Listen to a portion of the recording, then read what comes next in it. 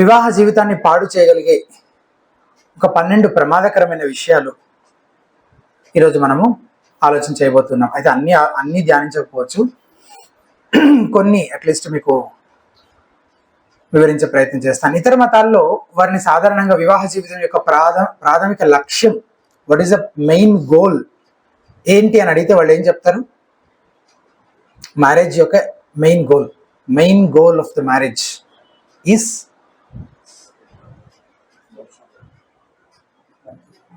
వంశోధారణ, ఇంకా కుటుంబం.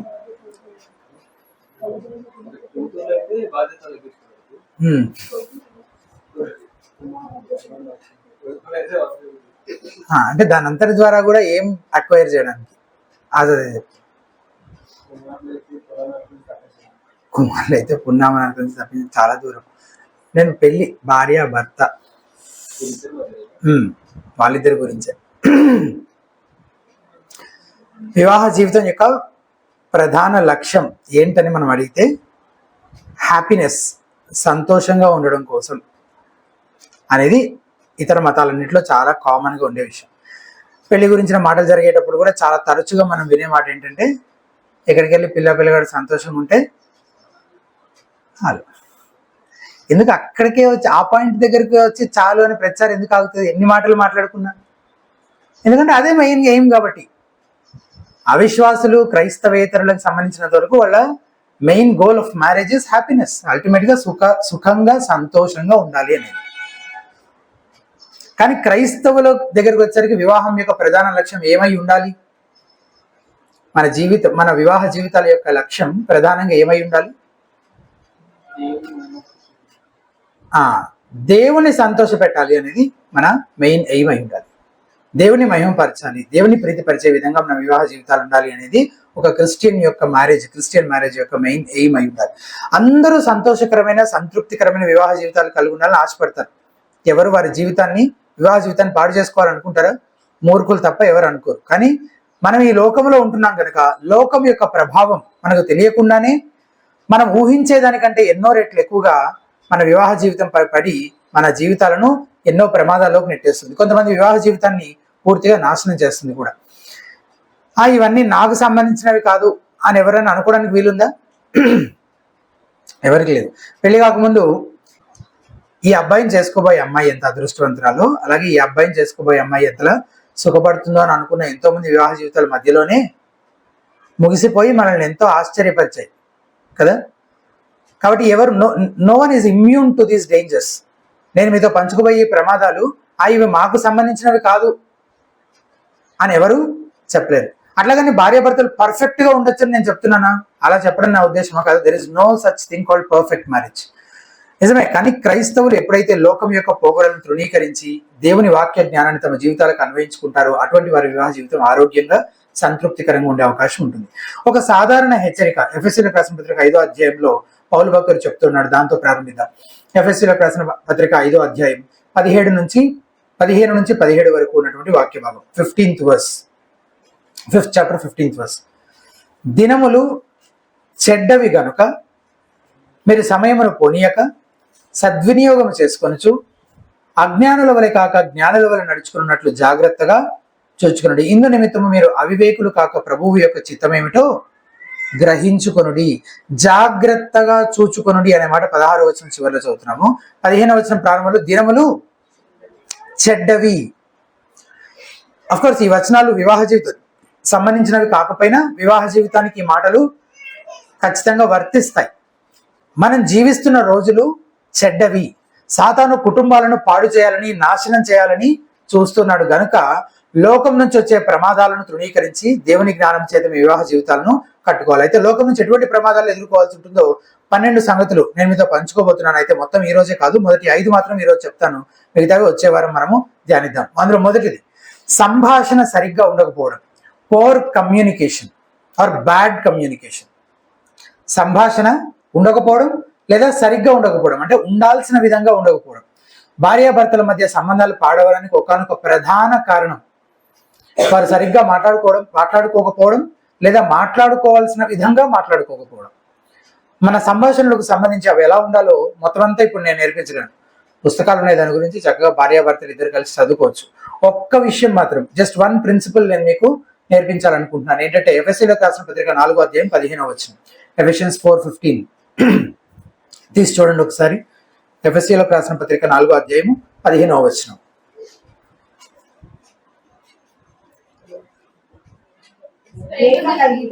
ప్రేమ కలిగి సత్యము చెప్పుచు క్రీస్తు వలె ఉండుటకు మనం అన్ని విషయములలో ఎదుగుదుము.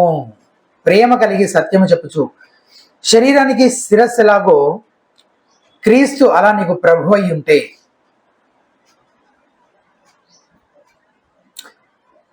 ఇందులో 14వ వచనంలో అనుకుంటా ఆయన ప్రభువు అనే మాట కూడా ఉంది కదా.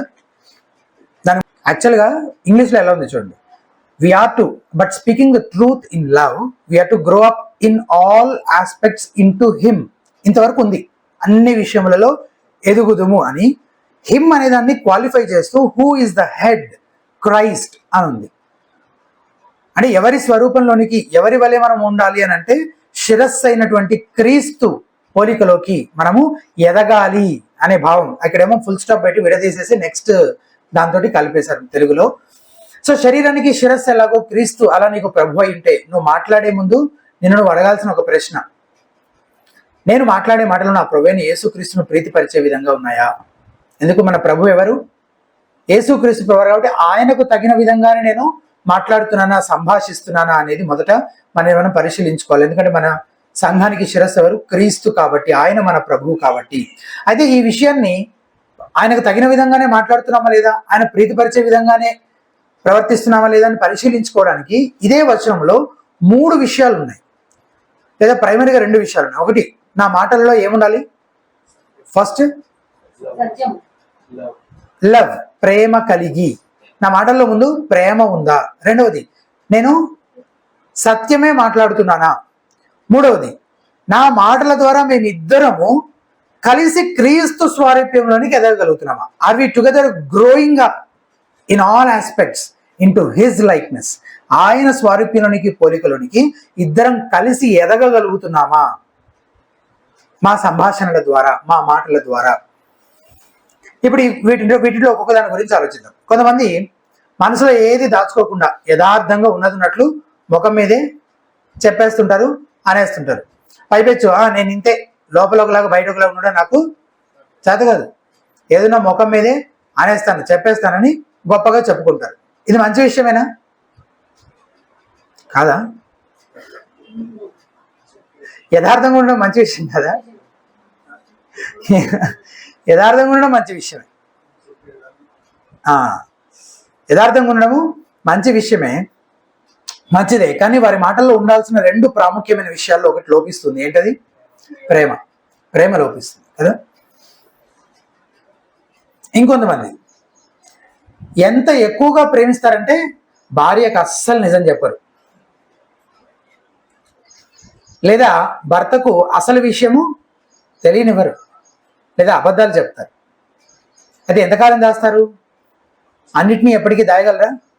ఎప్పుడో అప్పుడు ఏదో ఒక నిజము తెలిసిపోతుంది. అప్పుడు వారిద్దరి మధ్య అపనమ్మకం ఏర్పడుతుంది, ఒకరినొకరు నమ్మే పరిస్థితికి ఉండకపోవచ్చు. ఆ అపనమ్మకం ఇంకా అనేక అపార్థాలకు దారితీసి భార్యాభర్తల మధ్య దూరాన్ని పెంచుతుంది. ఈ కేసులో లోపించింది ఏంటి? సత్యం. ప్రేమ ఉండొచ్చు కానీ సత్యం లేదు. అండ్ నేను ఫస్ట్ కేసులో చెప్పినప్పుడు ఉన్నట్టుగా మాట్లాడేస్తుంటారని చెప్పాను కదా. They are just speaking out their heart. అంటే ప్రతిసారి నిజమే చెప్తున్నారని, సత్యమే పలుకుతున్నారని కాదు. లోపల ఉన్నది బయటకు మాట్లాడుతున్నారు, కానీ సత్యం పలుకుతున్నారా అంటే ప్రతిసారి కాకపోవచ్చు. సో ప్రేమ కలిగి భార్యాభర్తల సంభాషణలో ఇవి 2 ఉండాలి. ఏంటంటే ప్రేమ కలిగి సత్యము చెప్పచ్చు. అలా ఎలా ఉండాలో ఎవరిని చూసి నేర్చుకోవచ్చు మనము? అల్టిమేట్గా మనకి అన్ని విషయాల్లో అల్టిమేట్ ఎగ్జాంపుల్ ఎవరు? క్రైస్ట్. యేసు క్రీస్తుని చూసి నేర్చుకోవాలి. అప్పుడే కదా మనం క్రీస్తు వలె, ఆ వచనంలో నా తర్వాత మాట అదే కదా, ప్రేమ కలిగి సత్యము చెప్పుచు క్రీస్తు వలె ఉండుటకు. క్రీస్తు వలె ఉండాలంటే ఎవరిని చూసి నేర్చుకోవాలి? మరి క్రీస్తుని చూసి నేర్చుకోవాలి కదా. అది ఎలా చేయాలి అంటే ఆయన ఎలా మాట్లాడాడో, ఎలా జీవించాడో అవన్నీ రోజు బైబిల్ చదువుకుంటూ తెలుసుకుంటూ దానికి అనుగుణంగా బ్రతికినప్పుడు క్రీస్తు వలె ఉండడము సాధ్యపడుతుంది. అంటే విశ్వాసులుగా దైవికమైన భార్యగా భర్తగా ఎలా ఉండాలో కూడా బైబిల్లో ఉన్న నియమాలు నేర్చుకుని వాటికి అనుగుణంగా జీవించినప్పుడు, వాటి ప్రకారం జీవించడానికి ప్రయత్నించినప్పుడు క్రీస్తు వలె మనము ఉండగలుగుతాము. ఇది మొదటిది. మన సంభాషణలు ప్రేమ కలిగి సత్యము చెప్పుచు క్రీస్తు వలె అన్ని విషయములలో ఆయన పోలికలోనికి ఎదిగే వారముగా ఉండాలి అనేది. రెండవది, కోపము మరియు దూషణ మాటలు. కోపం అనేసరికి చాలా రకాల కోపాలు ఉంటాయి. పిల్లలు ఏదైనా ప్రమాదకరమైన పని చేయబోతున్నారు. ఇప్పుడు ఆ ప్లగ్ ఉంటుంది కదా, సాకెట్, దాంట్లో వేలు పెట్టబోయారు. దూరం నుంచి మనం ఏం చేస్తాం? చిన్ని, నాన్న అందులో వేలు పెట్టకూడదు నాన్న అని దూరం నుంచి చిన్నగా ప్రేమగా చెప్తామా? వాళ్ళకి ఏమైనా అయిపోతుందేమో అన్న టెన్షన్లో నుంచి మనకు కోపం వచ్చేస్తుంది. అరుస్తాం, గద్దిస్తాం. అది పాపయుక్తమైన కోపమా? అది నీతియుక్తమైన కోపం. అది రైచియస్ యాంగర్ అంటారు. అలాగే మన సహోదరులు ఎవరైనా తప్పు చేస్తున్నారు, వాళ్ళ మీద కోపపడ్డం, అది పాపయుక్తమైన కోపమా? కాదు, అది నీతియుక్తమైన కోపంలోనూ పాపయుక్తమైన కోపంలోనూ ఉండే ఒకనొక ఫ్యాక్టర్ ఏంటంటే, నీతియుక్తమైన కోపం యొక్క ఉద్దేశం, ఎందుకు కోపడుతున్నావు, ఇంటెన్షన్ ఏంటి, అవతల వ్యక్తిలో ఏం జరగాలని నువ్వు కోరుకుంటున్నావు, నీ ఎయిమ్ ఏంటి అసలు అనేది వాటి మధ్యలో ఉన్న డిఫరెన్స్ అనమాట. ఏది నీతియుక్తమైనది, ఏది పాపయుక్తమైనది. జస్ట్ నీ లోపల ఉన్న ఒక డిస్కంఫర్ట్ని, ఒక ఇబ్బందిని, ఒక బాధని అవతల వాళ్ళ మీద వెళ్ళగక్కడం కోసం, వాళ్ళని బాధ పెట్టడం కోసం మాత్రమే మనం ఏదైనా మాట్లాడుతున్నాం, కోపడుతున్నాం అంటే అది పాపయుక్తమైన కోపం. అది సంబంధాలను ఏం చేస్తుంది? కూలుస్తుంది, మనుషులను విడదీస్తుంది. యాకోబు రాసిన పత్రిక 1:19-20 యాకోబు భక్తుడు ఏమంటున్నాడు? నా ప్రియ సహోదరులారా, ఫస్ట్ చాప్టర్ 19-20 మీరు ఈ సంగతి ఎరుగుదురు గనుక ప్రతి మనుషుడు వినుటకు వేగిరపడవాడును, మాట్లాడుటకు నిదానించువాడును, కోపించుటకు నిదానించువాడునై ఎందువలను. కోపించడానికి ఏం చేయాలంట? నిదానించాలంట. 20వ ఎందుకనగా నరుని కోపము దేవుని నీతిని నెరవేర్చదు. ఇదే ఎఫెసీయులకు రాసిన పత్రిక 4:29 ఎఫెషియన్స్ 4:29 వినువారికి మేలు కలుగునట్లు అవసరమును బట్టి క్షేమాభివృద్ధి కలమైన అనుకూల వచనమే పలుకుడి గాని దుర్భాష ఏదైనా మీ నోట రానీయకుడి. దుర్భాష, లెట్ నో అన్హోల్సమ్ వర్డ్ అని ఉంటుంది ఇంగ్లీష్ లో. దుర్భాష అనే మాటకు గ్రీకులో వాడిన అసలు పదం యొక్క అర్థము కుళ్ళిపోయిన, రాటన్ అనేది దాని యాక్చువల్ మీనింగ్ అట. అంటే కుళ్ళిపోయిన టమాటా వాసన ఎట్లా ఉంటుంది, లేదా మురిగిపోయిన గుడ్డు వాసన ఎట్లా ఉంటుంది, అలా కంపు కొట్టే మాటలు మాట్లాడకూడదు అనేది ఒకటి. రెండోది, ఎలాంటి మాటలు మాట్లాడాలన్నప్పుడు దోస్ దట్ ఎడిఫై, అవతల వ్యక్తికి ప్రయోజనకరంగా క్షేమాభివృద్ధి కలగజేసే అనుకూల వచనములు అని మనం చదువుతున్నాం కదా. సో అలాంటి మాటలే మాట్లాడాలి అని పౌలు భక్తుడు చెప్తూ ఉన్నాడు. 31వ వచనంలో సమస్తమైన ద్వేషము, కోపము, క్రోధము, అల్లరి, దూషణ, సకలమైన దుష్టత్వమును మీరు ఏం చేయాలి? విసర్జించుడి. విసర్జించుడి అంటే ఇట్ ఈస్ ఎ కమాండ్ కదా. దాంట్లో ఆప్షన్ లేదు, ఇంకా ఖచ్చితంగా విడిచిపెట్టాల్సిందే. సామెతలు 15:1 మృదువైన మాట క్రోధమును చల్లార్చును, నొప్పించు మాట కోపమును రేపును. చాలాసార్లు అవతల వ్యక్తికి కోపం ఎందుకు వస్తుంది? మనం మాట్లాడే మాటలు నొప్పించే విధంగా ఉంటాయి కాబట్టి. సో నొప్పించే విధంగా కాకుండా మృదువైన మాట చేత కోపాన్ని, అవతల వ్యక్తి కోపంగా ఉన్నా దాన్ని ఏం చేయొచ్చు?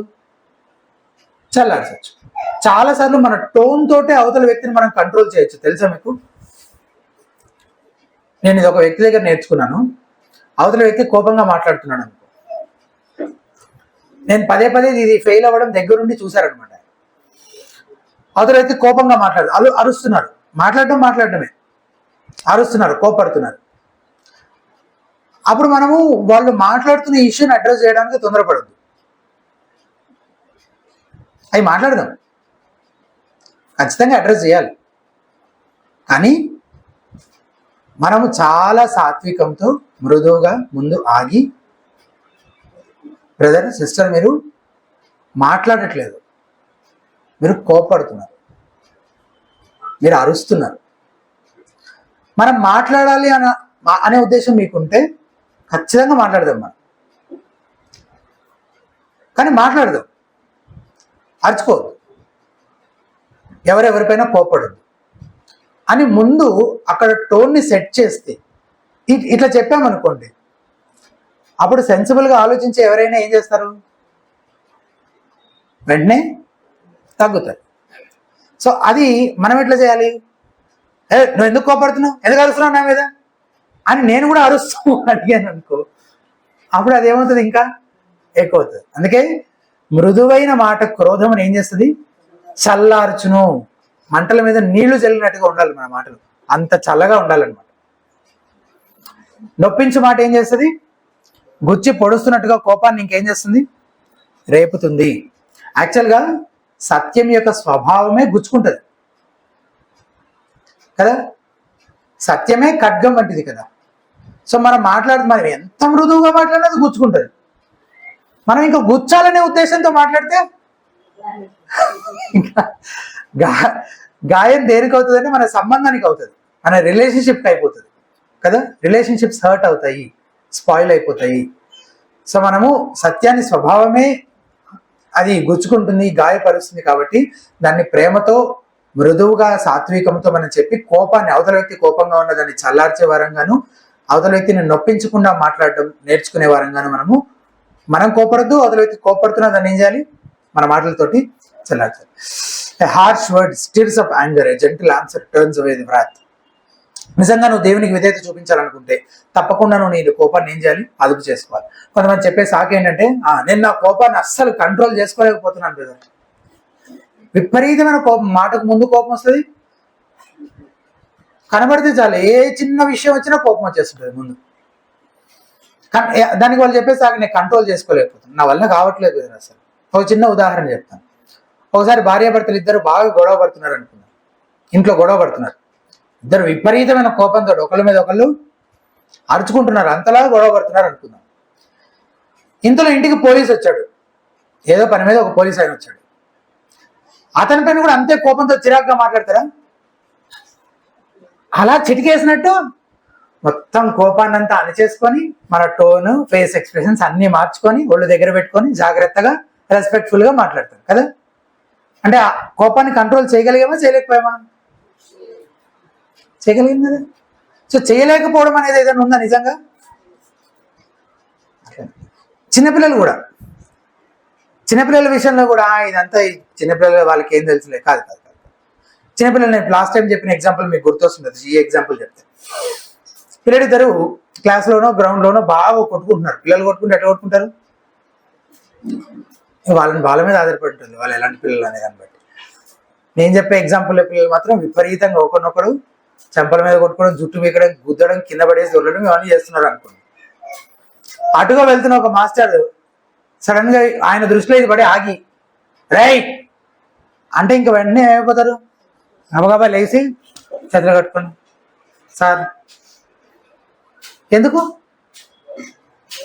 అంతలోనే అంత మార్పు వస్తుందా? వస్తుంది. అది సాధ్యమా? సాధ్యమే. దీనిలో రెండు విషయాలు గమనించాలి. ఒకటి, అసలు ముందు నేను దాన్ని కంట్రోల్ చేసుకోవాలి అనే ఉద్దేశం నీకు ఉండాలి. నువ్వు అనుకోవాలి ముందు, నేను కోప్పడకూడదు, నా కోపాన్ని నేను అదుపులో పెట్టుకోవాలి, నియంత్రించుకోవాలి అని ముందు నువ్వు అనుకుంటే, నువ్వు నిశ్చయించుకుంటే అది అవుతుంది. రెండు, బేసిక్గా విచ్చలవిడిగా కోప్పడుతూ అరుస్తూ ఉండేవాళ్ళు ఏం చేస్తున్నారంటే వాళ్ళకి దేవుని పట్ల భయం లేదు. అయితే ఇద్దరికి భయపడాలి, ఒకటి జీవిత భాగస్వామికి లేదా దేవునికి. జీవిత భాగస్వామికే భయపడే పరిస్థితి దారుణమైన పరిస్థితి. అలాంటి కుటుంబం గురించి మనం మాట్లాడుకోవట్లేదు. కానీ దైవికమైన క్రిస్టియన్ మ్యారేజ్లో దేవుని ఎడల భయం ఉంటే, మనుషులు ఎవరు మనల్ని చూడట్లేదు కానీ మనల్ని ఎవరు చూస్తున్నారు, దేవుడు చూస్తున్నాడు. సో దేవుని అందరికి మనకు భయం ఉంటే అప్పుడు కూడా మనల్ని మనం ఏం చేస్తాం, మన ప్రవర్తనని, మన కోపాన్ని మనము నియంత్రించుకుంటాము, అదుపు చేసుకుంటాము. ఒకటి, అట్లా చేయాలనే మనస్సు, దృఢ నిశ్చయం మనకు ఉండాలి. రెండవది, మనము దేవుని పిల్లలుగా దేవుని ఎడల భయభక్తులు కలిగిన వారమైతే ఆ పని చేయగలుగుతాం. బైబిల్లోని చాలా ఫస్ట్లోనే మొట్టమొదటిలోనే జరిగిన కౌన్సిలింగ్ సెషన్స్ లో ఒకనొక సెషన్ ఏంటంటే దేవుడు కయీనుని అడిగిన ప్రశ్న, కయీన్తో జరిగిన ఒక కాన్వర్సేషన్. అందులో కయీన్ ఏమడిగాడు, నీకు కోపం ఎలా, వై ఆర్ యు యాంగ్రీ అని దేవుడు అడుగుతున్నాడు కయీన్. ఎందుకు దేవుడికి తెలీదా? అయ్యో కయీను పాపం ఎందుకో కోపంగా ఉన్నట్టున్నాడు, అడిగి తెలుసుకుందామని దేవుడు అనుకొని ఆయన ఆ ప్రశ్న అడుగుతున్నాడా? దేవుడికి అన్ని తెలుసు. అతని కోపానికి కారణం ఏంటో దేవుడికి తెలుసు.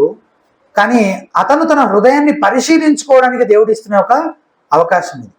అందుకే అట్లా ప్రశ్నించాడు అనమాట. సమస్త క్రోధానికి మూలం ఏంటి? స్వార్థం. అసలు సాధారణంగా జనరల్గా అంటున్నాను, జనరల్గా ఎవరికైనా కోపం ఎందుకు వస్తుంది? నాకు నచ్చినట్లు నాకు కావలసిన విధంగా జరగలేదు కాబట్టి నాకు కోపం వస్తుంది. పాపయుక్తమైన కోపానికి ఇది ఒక కారణమైతే, ఇంకొన్నిసార్లు ఒకరిపై ఒకరు పెత్తనం చేయడానికి, ఒకరినొకరు ఇట్లా అణిచివేయడానికి, కంట్రోల్ చేయడానికి కూడా కోపాన్ని ఆయుధంగా వాడుతుంటారు. సాధారణంగా భార్యాభర్తలు గమనిస్తే ఒకరు కోపంతో అరిచి గొడవ చేస్తుంటారు, ఇంకొకరు ఏమవుతారు? సైలెంట్ అయిపోతారు. గొడవ ఎందుకు లేదు.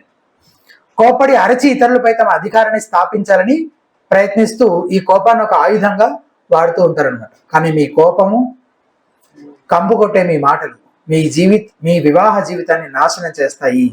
కోపాన్ని విసర్జించండి అనే ఆజ్ఞ బైబిల్ గ్రంథం మనకి ఇస్తుంది. కాబట్టి మీ మాటలు మృదువుగాను, వినువారికి మేలు కలిగినట్లు క్షేమాభివృద్ధికరమైన అనుకూల వచనములై ఉండాలి. మీ కోపాన్ని అణుచుకోవడము సాధ్యమే అని జ్ఞాపకం ఉంచుకోండి. ఇక మూడవది ద్వేషము మరియు క్షమించలేనితనం. అదే ఎఫెసీయులకు రాసిన పత్రిక 31-32 వచనాలు. 31వ వచనం, సమస్తమైన ద్వేషము, కోపము, క్రోధము, అల్లరి, దూషణ, సకలమైన దుష్టత్వమును మీరు విసర్జించుడి. ఒకని ఎడల ఒకడు దయ కలిగి కరుణా హృదయులై క్రీస్తునందు దేవుడు మిమ్మల్ని క్షమించిన ప్రకారం మీరును ఒకరినొకడు క్షమించుడి. ద్వేషానికి, కోపానికి విరుగుడు ఏంటి అంటే, పైన 31వ వచనంలో చాలా విషయాలు చెప్పారు విసర్జించండి అని. వాటన్నిటిని విసర్జించడానికి ఒకానొక విరుగుడు ఏంటది 32వ వచనంలో చెప్పారు. మీరు కూడా క్షమించండి, ఒకరినొకరు క్షమించండి. క్షమాపణ బేసిక్గా అది విరుగుడు అనమాట ద్వేషానికి, కోపానికి. చాలాసార్లు భార్యాభర్తలు గొడవ పడుతుంటారు. అయితే వాటిని గొడవలు అనగానే కొట్టుకోవడమే అనుకోవద్దు, మాటలతో కూడా గొడవ పడవచ్చు. ఓకే, అయితే వాటిని పరిష్కరించుకోరు. చిన్న చిన్న గొడవలు అనమాట. కూర్చొని మాట్లాడుకోకుండానే ఒక 2-3 గంటలు మాట్లాడుకోకుండా ఉంటారు, లేదా ఆ నైట్ పడుకుంటారు. తెల్లారి లేచి మళ్ళీ క్యాజువల్గా ఎవరో ఒకరు మొదలు పెడతారు, మాట్లాడుకుంటూ ఉంటారు. ఇంకా కానీ దాని గురించి కూర్చొని దాన్ని పరిష్కరించుకోరు, మాట్లాడుకోరు అనమాట. ఏమీ జరిగినట్లు మామూలుగా కొనసాగిపోతుంటారు. కానీ గుర్తుపెట్టుకోండి, వాటి తాలూకా ద్వేషము, కోపము, బాధ అవి అలా పేరుకుపోతూ ఉంటాయి. అవన్నీ ఇటుకలు అనుకుంటే రోజులు గడిచే కొద్దీ అటువంటి సంఘటనలన్నీ, అటువంటి బాధలు, అటువంటి నొప్పులు, ఇబ్బందులన్నీ కలిసి, అంటే ఇటుక కలిసి వాళ్ళిద్దరి మధ్య ఒక పెద్ద గోడ ఏర్పడుతుంది అనమాట. ఇక మొత్తానికి ఇక వారు కలిసి ఉండడము అసాధ్యము అనే పరిస్థితికి అది దారితీస్తుంది. సాధారణంగా విడిపోవాలనుకునే వాళ్ళు ఉంటారు కదా, వాళ్ళతో కూర్చొని నేను కూడా ఒక 3-4 టైమ్స్ అట్లాంటి సందర్భాల్లో వాళ్ళతో కూర్చొని మాట్లాడాను. విడిపోవాలనుకునే వాళ్ళు ఎవరు కూడా అసలు ఈ ఒక్కటేనండి నా సమస్య, ఇది తప్ప నాకు వేరే ప్రాబ్లం ఏం లేదు అని ఎవ్వరు చెప్పరు. వాళ్ళకి ఎన్ని ఉంటాయి సమస్యలు? పెద్ద లిస్ట్ ఉంటాయి. నీకు కూర్చొని వినే ఓపిక ఉండాలి కానీ రోజంతా చెప్పమని చెప్తారనమాట. అంటే అవన్నీ ఎప్పటి నుంచో పైలప్ అయిపోయినాయి, ఎప్పటి నుంచో రోజులు, నెలలు, సంవత్సరాల నుంచి పేరుకుపోయినాయి అనమాట అవన్నీ. అలా కాకుండా ఏం చేయొచ్చు? ఎప్పటికప్పుడే కూర్చొని మాట్లాడుకొని, అంటే ఇది ఇంటెన్షనల్గా చేయాలి, ప్రతిసారి చేయాలి. కూర్చొని మాట్లాడుకొని పరిష్కారం, ఎవరి తప్పును వారు ఒప్పుకోవడం, క్షమాపణ కోరడం, సరి చేసుకోవడము ఎప్పటికప్పుడు జరుగుతూ ఉండాలి. ఇది జరుగుతూ ఉన్న వివాహాలే సంతృప్తికరంగా, నిజంగా ఆనందకరంగా, సంతోషకరంగా ఉంటాయి. లేకపోతే అవి పైలప్ అయిపోయి అప్పుడు బర్స్ట్ అయిపోతూ ఉంటాయి అనమాట. అది ఇంకా ఎక్కువ దూరం వెళ్ళే కొద్దీ ఇక మనం కలిసి ఇక ముందుకు వెళ్ళడము అసాధ్యం అనిపిస్తుంది. కొందరు తాము తప్పు చేస్తే సారీ ఎట్లా చెప్తారు? సరే జరిగింది అంటూ నా తప్పు కూడా ఉంది కాబట్టి సారీ. కానీ అసలు నీ వల్ల ఇదంతా మొదలైంది. నువ్వు అట్లా మాట్లాడి ఉండకపోతే నేను ఇట్లా మాట్లాడి ఉండేవాడిని కాదు, నువ్వు ఆ పని చేసి ఉండకపోతే నేను ఈ పని చేసి ఉండేదాన్ని. అది కాదు యాక్చువల్ చెప్పేది. సారీ చెప్తున్నావు, మళ్ళీ మొత్తంగా ఎవరిని నిందిస్తున్నావు? అవతల వ్యక్తినే నిందిస్తూ వాళ్ళని బాధ్యత. అట్లా కాదు. నిజంగా అసలు ఒప్పుకోవడం అంటూ జరిగితే అది ఎక్కడ మొదలవ్వాలి తెలుసా మీకు? ఎక్కడ మొదలవ్వాలి? ఒప్పుకోవడం అంటూ మొదలైతే అది దేవుని దగ్గర మొదలవ్వాలి. మనం ఏ పాపం చేసినా అది పరలోకానికి వ్యతిరేకంగా, దేవునికి వ్యతిరేకంగా మనం చేస్తున్నాం కాబట్టి ముందు అక్కడ మొదలవ్వాలి. అక్కడ మొదలైన తర్వాత దేవుడు నీతోటి ఏం మాట్లాడాడు, ఆయన నీ లోపల ఎలాంటి మార్పు సూచించాడు, పరిశుద్ధాత్ముడు మిమ్మల్ని ఎలా నడిపించాడు, ఆ సంగతులన్నీ కూడా నీ భాగస్వామితో పంచుకోవాలి. అండ్ నువ్వు తీసుకున్న రెజల్యూషన్స్ ఏంటో చెప్పాలి. అవును, నేను ఒప్పుకోవాలి నీ బలహీనత, నీ వీక్నెస్ ఒప్పుకోవాలి. ఎస్, ఇప్పుడు కోపమే ఉంది, అవును నేను కోపడ్డా, నాకు తప్పని నాకు తెలుస్తుంది, నాకు అర్థమవుతుంది, కానీ నేను దాన్ని జయించడానికి నేనేం చేస్తున్నాను, ప్రయత్నిస్తున్నాను, పరిశుద్ధాత్మ సహాయం కోరుకుంటున్నాను. అప్పుడు నువ్వు దయచేసి నన్ను ఈ విషయంలో క్షమించగలవా అంటే అప్పుడు ఆలోచించవచ్చు. నువ్వు ఈరోజు కోపడ్డావు, సారీ చెప్పావు, రేపు కోపడ్డావు, మళ్ళీ సారీ చెప్పావు, ఎల్లుండి కోపడ్డావు, మళ్ళీ సారీ చెప్పు, ఏంటది? అట్లా కాదు. అందుకే ఫస్ట్ నువ్వు రిజల్యూషన్ ఎవరి దగ్గరికి వెళ్ళి చేయాలి? ముందు దేవుని దగ్గరికి వెళ్ళి చేయాలి. అక్కడ చేసిన సంగతులన్నీ అప్పుడు ఎవరితో వచ్చి పంచుకోవాలి? నీ భార్యతో పంచుకోవాలి. నిజంగా నువ్వు ఆ పాప విషయంలో నువ్వు ఫైట్ చేస్తున్నావు, నీలో ఆ బలహీనత ఉంది, మీ కుటుంబం కలిసి హెల్తీగా మీ రిలేషన్షిప్ ఉండడం కోసం నువ్వు కూడా దానికోసము ప్రయాస పడుతున్నావు అనే విషయం అవతల వ్యక్తికి తెలియపరచాలి. లేకపోతే ఎందుకు క్షమించాలి? అసలు ఎన్నిసార్లు క్షమించాలి? ఎప్పటి వరకు క్షమించాలి? సో నువ్వు మార్చుకోవడానికి, నీ పద్ధతి, నీ తీరు, నీ మాట మారడానికి నువ్వు ఇష్టపడుతున్నావు అనేది నువ్వు వ్యక్తపరచాలి.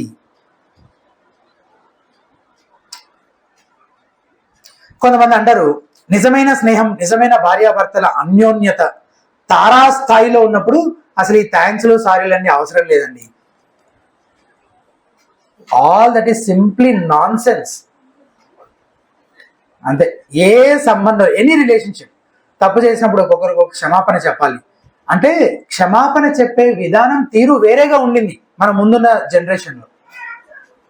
వాళ్ళు తప్పైంది అని వాళ్ళు తగ్గించుకొని చెప్పే అంటే సారీ చెప్పుండకపోవచ్చు కదా, ఇంగ్లీష్ అసలు వాడుకలోనే లేని రోజులు కూడా ఉన్నాయి కదా. చెప్పే విధానము, అవతల వ్యక్తికి నచ్చజెప్పి వాళ్ళని బ్రతిమల్లి తప్పైపోయిందని చెప్పి ఒప్పుకొని తప్పైపోయింది ఈ మాట చెప్పేవాళ్ళు చాలాసార్లు. సరే, నేను విన్న దాంట్లో మా పెద్దవాళ్ళు కూడా సరే నాదే తప్పైపోయింది, ఇంక ఇందరితో వదిలేసే దీన్ని, ఇంకోసారి ఇట్లా జరగకుండా చూసుకుంటాను. సారీయే చెప్పాలని కాదు నా ఉద్దేశం బేసిక్గా, కానీ అసలు అవన్నీ ఇంతకు ముందు ఉన్నాయా? ఏం తెలియకుండా పిచ్చిగా మాట్లాడతారు చాలా మంది. ఉన్నాయి, ఎప్పుడూ ఉన్నాయి. నీ మేలు ఎప్పటికీ మర్చిపోలేనురా. They are actually saying thanks. ఇవి చెప్పుకోనక్కర్లేదు, ఇవి లేని రోజులు కూడా ఉన్నాయి కదా, ఇవన్నీ చెప్పుకోకుండా కూడా బాగున్నారు కదా, అట్లా ఏం లేదు. ఎప్పుడూ కూడా అవతల వాళ్ళకి గ్రాటిట్యూడ్, గ్రేట్ఫుల్ గా వాళ్ళకి థ్యాంక్స్ చెప్పడం. ఈవెన్ మనకు ఫుడ్ కుక్ చేసి పెడుతున్నందుకు వైఫ్స్ కి థ్యాంక్స్ చెప్పడం. అలాగే హస్బెండ్స్ చేస్తున్న దానికి వైఫ్స్ థ్యాంక్స్ చెప్పడం రెగ్యులర్ గా ఒక అలవాటుగా ఉండాలి. అది ప్రతిసారి ప్రైజ్ లాట్ చెప్తారు కదా, అట్లా చెప్పొద్దు, మళ్ళీ ఇంటెన్షనల్ గా హార్ట్ఫుల్ గా చెప్పాలి కదా. హార్ట్ఫుల్ గా థ్యాంక్స్ చెప్పడము నేర్చుకోవాలి. క్షమాపణ అడగటము, క్షమించడం నేర్చుకోవాలి, క్షమాపణ అడగటం కూడా నేర్చుకోవాలి. Forgiveness is not about forgetting. క్షమించడం అంటే నేను మర్చిపోవడమా? Forgiveness is not about forgetting. It's about choosing not to use past sins as weapons. గతంలో జరిగిన తప్పుల్ని మళ్ళీ మళ్ళీ ఎత్తి పొడుస్తూ ఆయుధాల్లాగా వాడకుండా ఉండాలని తీర్మానించుకోవడం. And being as gracious to your spouse as God was to you.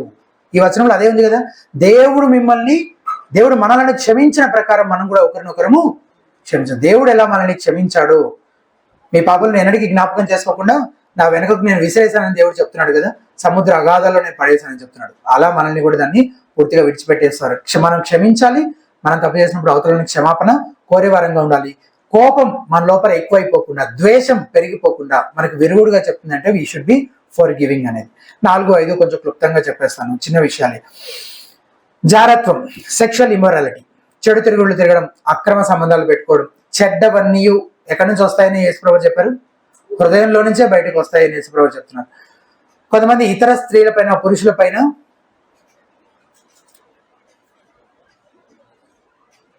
పాప సంబంధమైన కోరికలు పెంచుకుంటూ ఉంటారు. ఆలోచనలోనే కామ వికార ఊహలతో పాపం చేస్తుంటారు. ఇంకొందరు పాన్ చూస్తుంటారు, బూతు బొమ్మలు చూడటం అనే వ్యసనంలో చిక్కుకొని ఉంటారు. అటువంటి వారంతా ఎలాంటి బండపైన నిల్చున్నారంటే బాగా జారేటువంటి బండపైన నిల్చున్నారు. ఎప్పుడు జారి కింద పడతారో తెలీదు. ఎప్పుడో అప్పుడు వాళ్ళ ఆలోచనల్లో ఉన్నవన్నీ కూడా ఫిజికల్ గా బయటకు వచ్చి అవి ఇంకా పెద్ద తప్పులు చేసే అవకాశంగా మారొచ్చు, అవి ఎప్పుడు ఆలోచనలకే పరిమితం అయిపోతాయి అని అనుకోవద్దు. అండ్ అలాంటి పొరపాట్లు రహస్య పాపాలు చేస్తూ ఇలాంటి విషయాల్లో ఇన్వాల్వ్ అవుతున్న వాళ్ళందరూ ఏం చేస్తున్నారంటే ఒక కొండ చిలువ పిల్లని రహస్యంగా పెంచుకుంటున్నారు అనమాట. ఏదో ఒక రోజు అది ఏం చేస్తుంది, మొత్తంగా వాళ్ళ వ్యక్తిగత జీవితాన్ని, వాళ్ళ కుటుంబ జీవితాన్ని అంతటినీ నాశనం చేస్తుంది. నువ్వు నిజంగా విశ్వాసం అయితే ఈ పాపం నుంచి బయటకు రావడానికి అవసరమైన చర్యలన్నీ చేపట్టాలి. దానికోసం ఏం చేయాలో అదంతా చేయడానికి వెనకాడకూడదు. అందుకే యేసుప్రభు వారు ఈ సందర్భంలోనే, అంటే నువ్వు ఒక స్త్రీని మోహపు చూపుతో చూస్తేనే నీ హృదయం వ్యభిచరించినట్లు అని చెప్పిన అదే సందర్భంలో, మత్తయి సువార్త 5వ అధ్యాయం అదే సందర్భంలో 29వ వచనం, నీ కుడికను నేను అభ్యంతరపరిచినట్టు దాన్ని ఏం చేయమంటున్నాడు, పెరికివేయమన్నాడు. దేహం అంతా నరకంలో పడేయమంటే నీ అవయవంలో ఒకటి నశించడం నీకు ప్రయోజనకరం కదా, నీ కుడి చేయి నన్ను అభ్యంతర పరిస్థితి నరికి నీ యొద్ద నుంచి పారవేయి. అంటే ఎందుకు ఇంత ఎక్స్ట్రీమ్ లాంగ్వేజ్ ఎందుకు వాడుతున్నాడు? నిజంగానే పెరికేసుకోమని నరకేసుకోమనా? అసలు కాదు, ఇది అలంకారప్రాయంగా చెప్తున్నాడు. కానీ విషయం యొక్క తీవ్రత, సీరియస్నెస్ ని మనకు అర్థం చేయించడం కోసం కాంట్రాస్ట్ లో ఏం పెడుతున్నాడు, ఒకవేళ ఈ పని చేయకపోతే ఏంటి నీ పరిస్థితి అని చెప్తున్నాడు, నరకం. కాంట్రాస్ట్ లో నరకాన్ని పెట్టి చూపిస్తున్నప్పుడు, అంటే ఒక వ్యక్తి ఈ ఫైట్ చేయకుండా, ఈ పోరాడకుండా ఆ పాప సంబంధమైన విషయాలపైన విజయం సాధించాలని ప్రతిరోజు తీవ్రమైన పోరాటం చేసేవాడిగా లేకపోతే అతను ఎక్కడికి వెళ్తున్నాడు, నరకానికి వెళ్తున్నాడు. సో ఇది సీరియస్ అయినా కదా, చాలా సీరియస్ విషయం. అందుకే చాలా ఎక్స్ట్రీమ్ ఎగ్జాంపుల్స్ తీసుకొని యేసుప్రభు ఈ మాటలు చెప్తున్నారు. ఒకవేళ నువ్వు అటువంటి పాపంలో ఉంటే అది నీ వివాహ జీవితాన్ని సర్వనాశనం చేసే అవకాశం ఉంది. దేవుడు నీకు ఈరోజు ఒక అవకాశం ఇస్తున్నాడు, నువ్వు దాన్ని విడిచిపెట్టి మారు మనసు పొందాలి. అయితే నీ భార్య నీ భర్త అటువంటి పాపంలో ఉంటే ఏం చేయాలి? వ్యభిచార కారణాన్ని బట్టి విడాకులు ఇవ్వచ్చు అని బైబిల్ చెప్తుంది కాబట్టి వెంటనే వెళ్ళి విడాకులకు అప్లై చేసుకోవాలా? కాదు. విడాకులు అనేది ఒక క్రైస్తవుడికి ఎప్పుడు లాస్ట్ ఆప్షన్ అయి ఉండాలి. ఇటువంటి పాపంలో నీ భార్య లేదా భర్త ఉంటే కూడా అందులో నుండి వారు బయటికి రావడానికి సహాయం చేయాలి. అవతల వ్యక్తికి మారు మనసు పొందే మనసు, ఇష్టం ఉంటే అందుకు తగిన విధంగా అతనికి లేదా ఆమెకు అవకాశం ఇవ్వాలి. విడిపోవడం కంటే, ఈ మాట జాగ్రత్తగా వినండి, విడిపోవడం కంటే, ఏ పరిస్థితి అయినా ఏ కారణమైనా విడిపోవడం కంటే తిరిగి సమకూర్చబడి వివాహంలో కొనసాగే వారిని బట్టే దేవుడు సంతోషిస్తాడు, మహిమపరచబడతాడు. Restoration not divorce is what God desires. అదంతా నేను మాటల్లో చెప్పినంత తేలిక కాదు. కానీ విడాకులు అనేది ఎప్పుడు ఫస్ట్ ఆప్షన్ కాదు అనేది గుర్తుంచుకోండి. జాగ్రత్తము మీ వివాహ జీవితాన్ని పాడు చేస్తుంది కనుక దాన్ని విసర్జించండి, దాని నుంచి దూరంగా పారిపోండి. దానికి మీ జీవితంలో ఏమాత్రం చోటు ఇవ్వకుండా అప్రమత్తంగా ఉండండి. ఎప్పుడైనా ఏదైనా పాపంలో పడిపోతే మీ మెంటార్ తోటి పంచుకొని అతని లేదా ఆమె సహాయం తీసుకోండి. పవిత్రత కోసం అనుదినము ప్రార్థన చేస్తూ దేవుని పైన ఆధారపడండి. చివరిగా 5వది, తాగుడు, డ్రగ్స్ తీసుకోవడం. ఈ వ్యసనాలు కుటుంబాలను ఎంత పాడు చేస్తాయో నేను మీకు ప్రత్యేకంగా చెప్పక్కర్లేదు. డబ్బులు, సంపాదించిన డబ్బులన్నీ వృధాగా ఖర్చు అయిపోవడం, ఆరోగ్యం పాడైపోవడం మాత్రమే కాకుండా కుటుంబాన్ని పట్టించుకోకుండా నిర్లక్ష్యం చేయడం వివాహ సంబంధాలను ఏం చేస్తాయి, పూర్తిగా నాశనం చేస్తాయి. అది నా బలహీనత బ్రదర్. రోజు నేను ఇంత ఎంఎల్ఏని పెట్టుకొని అంతే తాగుతాను, నేను రోజు ఎక్కువ తాగను. నువ్వు ఎంత డిసిప్లిన్డ్గా తాగినా అది ఏం చేస్తుంది, నీ శరీరానికి హాని చేస్తుంది. నేను మానుకోలేకపోతున్నాను అంటే రీహాబిలిటేషన్ సెంటర్స్ ఉన్నాయి, ట్రీట్మెంట్ తీసుకుంటే వాళ్ళు హెల్ప్ చేస్తారు కొంతవరకు. కానీ అంతకంటే ప్రాముఖ్యంగా, అంతకు మించి బైబిల్ దాని గురించి ఏం చెప్తుంది, తాగుబోతుతనము, మత్తు కలిగించే వాటికి బానిసలుగా ఉండడము, అటువంటి వ్యసనాలతో ఉండడము పాపము అని బైబిల్ చెప్తుంది. It is sin. అదొక అలవాటు మాత్రమే కాదు, అది పాపయుక్తమైన అలవాటు. It is sinful habit. ఇటువంటివి నీ వివాహ జీవితాన్ని పాడు చేస్తాయి. అటువంటి పాపంలో ఎవరైనా ఉంటే, చాలాసార్లు ఫుడ్ విషయంలో కూడా, నాట్ జస్ట్ ఇట్లాంటి అలవాట్లు కాదు, ఫుడ్ విషయంలో కూడా ఇప్పుడు ఈ మధ్య కాలంలో ఫుడ్లో చాలా కెమికల్స్, డ్రగ్స్ చాలా తక్కువ మోతాదుల్లో ఉన్న దానికి అడిక్ట్ అయిపోయే విధంగా అందులో ఉంటున్నాయి. కాబట్టి క్యాండీస్ కావచ్చు, చాక్లెట్స్ కావచ్చు, కేక్స్ కావచ్చు, ఇట్లాంటి చాలావి పిల్లలకి ఇవ్వద్దు అని అవాయిడ్ చేస్తున్నాం.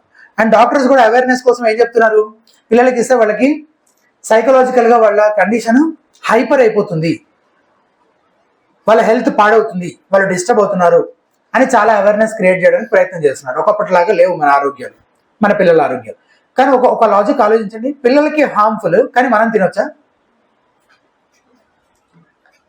పిల్లలకి హానికరమే కానీ మనం తాగొచ్చా? తాగడం, తినడం ఒక ఎత్తు, అసలు అద్దు అదుపు లేకుండా చేయడం ఇంకో ఎత్తు. అంటే దానికి ఇక లిమిట్ ఉండదు అనమాట.